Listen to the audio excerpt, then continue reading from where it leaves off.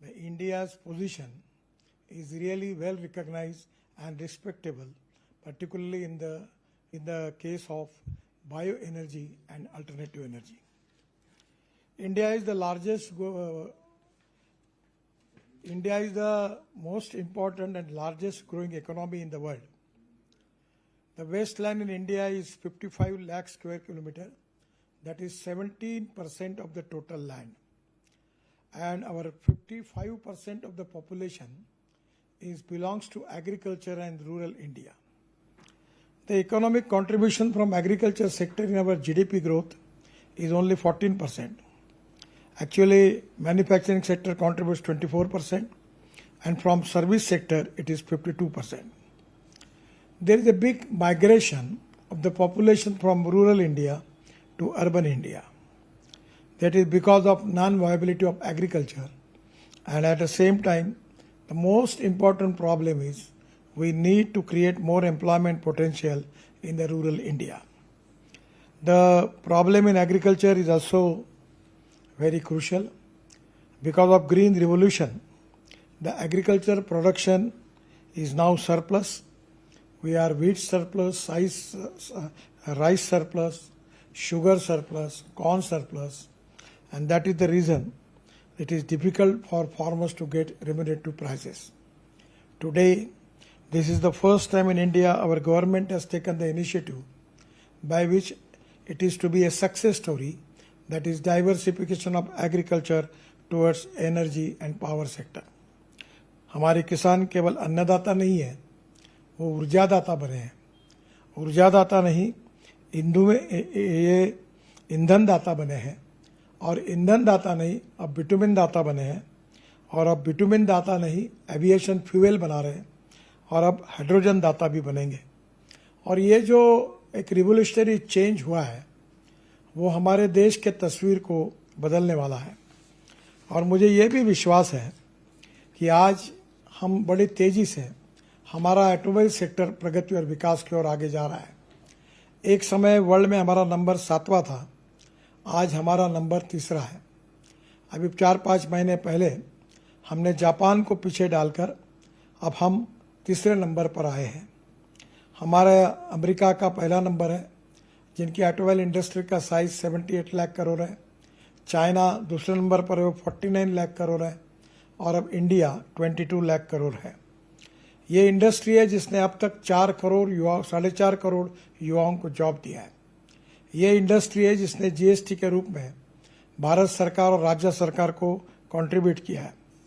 पर इसके साथ साथ आज हमारे यहाँ इसका दुष्परिणाम भी एक है कि हमारी टोटल पोल्यूशन में आज हमारा 40% पोल्यूशन ये हमारे फॉसिल फ्यूल के कारण हो रहा है. और मुझे लगता है कि यही हमारा सबसे बड़ा चैलेंज है. ये जो एयर पोल्यूशन है इसको कम करने के लिए हम सब लोग ने संकल्प भी किया है और नेट जीरो की ओर हम जा रहे हैं. ये जो नेट जीरो इमिशन बाय 2070 ये टारगेट जो प्रधानमंत्री जी ने हमको दिया है, उसके लिए ट्रांसपोर्ट सेक्टर में हमको काफ़ी बड़े कार्य करने की आवश्यकता है. 22 लाख करोड़ का जो हमारा फॉसिल फ्यूल का इंपोर्ट है, इतनी सब कोशिश करने के बाद भी ये बढ़ रहा है. और हमारी पॉलिसी यही है कि import substitute, cost effective, pollution free और इंडिजिनस. मुझे खुशी है कि अल्टरनेटिव फ्यूल और बायोफ्यूल पर हमारे देश में बहुत तेज़ी से काम हो रहा है.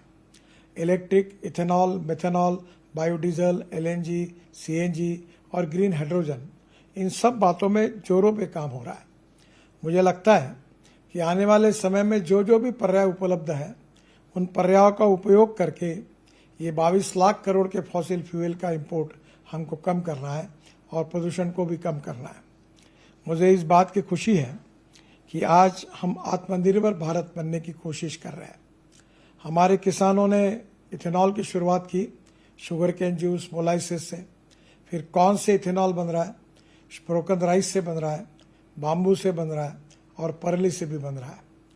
आने वाले समय में निश्चित रूप से फ्लेक्स इंजन की ओर हम जा रहे हैं, जिसमें हमारी बड़ी बड़ी ऑटोमोबाइल कंपनियां अब फ्लेक्स इंजन लॉन्च कर रहे हैं, जिसके कारण हम 100% बायो इथेनॉल का उपयोग करेंगे. दूसरी ओर पेट्रोल में भी 20% तक इथेनॉल अभी तक आया है. अभी ट्रायल चल रही है, क्योंकि ब्राज़ील में 27% इथेनॉल जो है वो डाला जाता है, और यही हमारे यहाँ जो ऑटोमोबाइल ब्रांड्स है वही ब्राज़ील में उपलब्ध है। हमारे देश में ये ट्रायल चल रही है ARAI में। उनके बाद ये ट्रायल सक्सेस होने के बाद वो पेट्रोलियम मिनिस्ट्री को रिकमेंड करेंगे, इसके स्टैंडर्ड्स भी निश्चित होंगे और उसके बाद भी उसका निर्णय भारत सरकार करेगी। पर मुझे इस बारे में खुशी है कि आज 20% इथेनॉल जो डाला जा रहा है, इसके बारे में जानबूझकर कोई लॉबीज है जो पॉलिटिकली और पेट्रोलियम लॉबी को सपोर्ट करने के लिए दुष्प्रचार करती है। ये कहा गया कि इथेनॉल के कारण व्हीकल में प्रॉब्लेम आ रहे हैं। एक गुपित गोष्ट सांगू का? तुम्हाला तुमची बर्थडे माहिती आहे ना, डेट ऑफ बर्थ, तर करायचं काय आहे, ॲस्ट्रोडॉक ॲपवर संशोधन चल रहा है, उसकी ट्रायल होगी, और अगर वो डीजल में भी डाल सके तो हमारे लिए बहुत बड़ी कामयाबी होगी। हम आइसोब्यूटेनॉल बेस्ड इंजन भी तैयार करने की कोशिश कर रहे हैं। आज मैं पूना में जाने वाला हूँ। वहाँ पूना में किर्लोस्कर के जनरेटर सेट को, जो 100% इथेनॉल पर चलता है, उसको मैं लॉन्च करने वाला हूँ। मुझे लगता है कि आने वाले समय में आत्मनिर्भर भारत बनने के लिए हमको इंपोर्ट को कम करना पड़ेगा, प्रदूषण को कम करना पड़ेगा, किसानों को एक प्रकार से समृद्ध और संपन्न करना होगा, और दूसरी ओर देश की इकोनॉमी के इंपोर्ट को कम करके हमारे देश में नए रोजगार का निर्माण करना होगा। यही आत्मनिर्भर भारत के लिए हमारे लिए सबसे बड़ी साख है। मुझे बहुत खुशी है कि आने वाले समय में राइस स्ट्रॉ, उसके साथ साथ Napier grass, press mud, bamboo, इसका उपयोग करके बायो CNG के भी प्लांट देश में शुरू हो रहे हैं। करीब 90 प्लांट शुरू हो रहे हैं और 350 प्लांट प्रोसेस में है। और मैं अक्सर लोगों को ये सुझाता हूँ कि जो 17% हमारी वेस्टलैंड है, उसका उपयोग अगर हम बाम्बू लगाएंगे तो निश्चित रूप से 1 एकड़ में कम से कम 50 टन बाम्बू निकलेगा। और गन्ने के भाव से अगर बाम्बू हम खरीदी करते हैं तो बाम्बू से इथेनॉल भी बन सकता है, CNG भी बन सकता है, और बाम्बू से अनेक प्रोडक्ट तैयार होते हैं। मुझे लगता है कि इससे जो बाम्बू का पेड़ बड़ा होगा, उसके कारण CO2 का एमिशन भी होगा, और ये गांव में एक नए रोजगार का निर्माण भी होगा। मैं आने वाले समय में ये जो नए बायो फ्यूल के लिए, बायो एनर्जी के लिए जो हमारी अलग अलग प्रकार के जो इंसेंटिव्स हैं, वो इंसेंटिव्स हमको लोगों तक पहुंचाना होगा।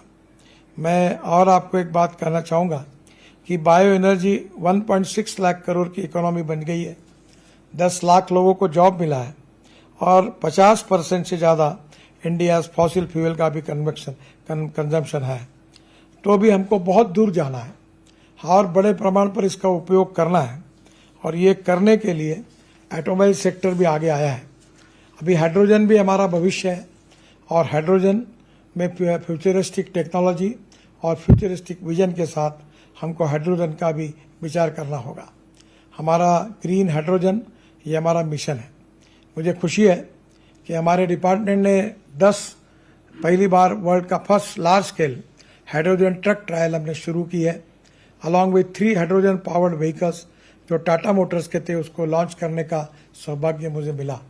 इसमें से 2 हाइड्रोजन फ्यूल सेल पर है, 1 हाइड्रोजन फ्यूल सेल पर है, और 2 ऐसे व्हीकल हैं जो IC इंजन है, जिसको हम हाइड्रोजन दे सकते हैं।